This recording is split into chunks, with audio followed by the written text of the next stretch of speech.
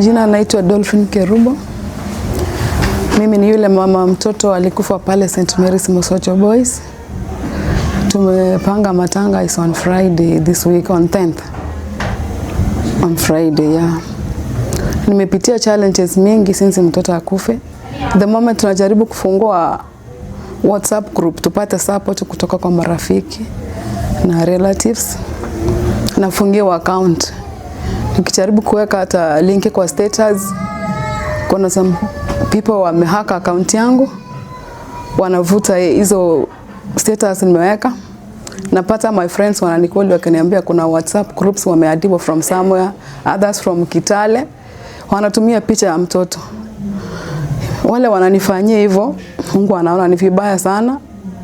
Naomba support yenu mnisaidie nipumzishe mtoto.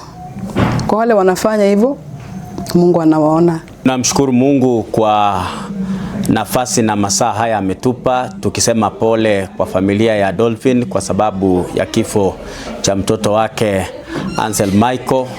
Na kama vile ambavyo mama ameshadokeza, wala ambao mnafanya mambo ya kuharibu mitandao ili asipate msaada, kama mtumishi wa Mungu ninasema kwamba mnatafuta laana kwa sababu ya waliokufa. Kifo sio kitu mzuri ambacho mtu anafurahia, na wengine wanatafuta mbinu hiyo, wanataka kuanza kujitafutia riziki. Lakini tunawaomba jamaa na marafiki mpate kusimama na familia ya Dolphin ili apate kumlaza mtoto wake katika njia salama, kwa heshima, kwa vile muda huu ambao Mungu alimjalia kuishi pamoja naye.